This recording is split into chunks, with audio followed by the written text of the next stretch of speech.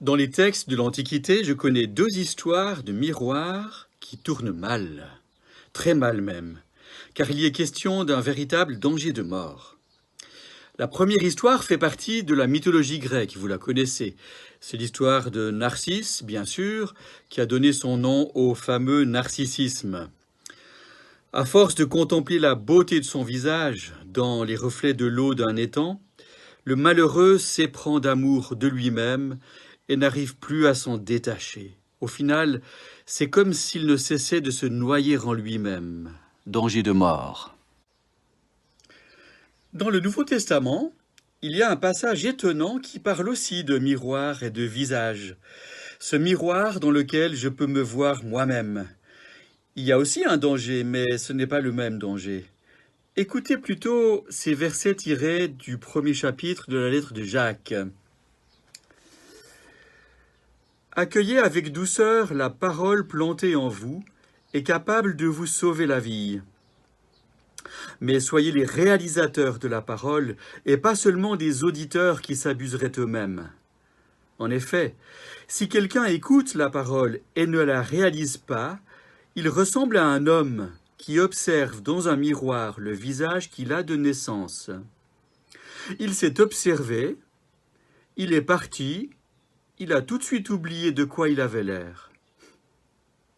Mais celui qui s'est penché sur une loi parfaite, celle de la liberté, et s'y est appliqué non en auditeur distrait, mais en réalisateur agissant, celui-là trouvera le bonheur dans ce qu'il réalisera.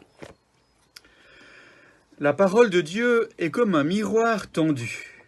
Elle nous invite à nous voir tels que nous sommes.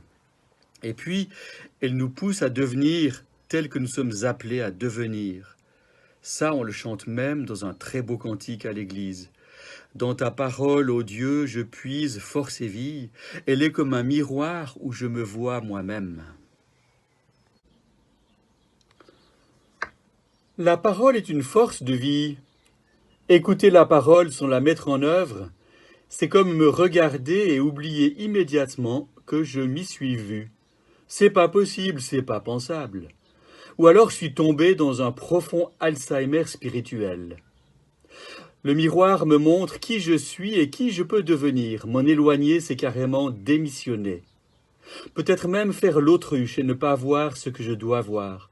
Ne pas entendre ce que je dois entendre. Ou alors faire comme si je n'avais pas vu, faire comme si je n'avais pas entendu.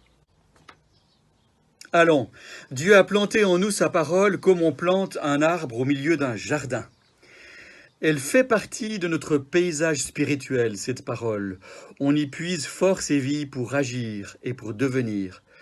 La parole nous transforme au plus profond de notre être pour nous rendre libres de réaliser de belles et de bonnes choses. Le pire, ce serait vraiment d'oublier tout ce que nous avons vu et entendu. Par exemple, dans ce parcours des capsules. Tenez, le miroir de la parole qui nous est tendu, c'est un peu comme le miroir que nous tend l'actualité du coronavirus. Grâce à la crise, nous avons découvert le rôle essentiel, notamment des soignants et des caissières. Nous applaudissons tous ces gens parce que sans eux, nous serions morts ou moins vivants.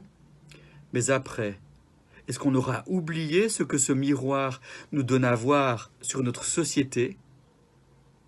Miroir de l'actualité du monde, miroir de la parole de Dieu, nous ne vous quitterons plus des yeux.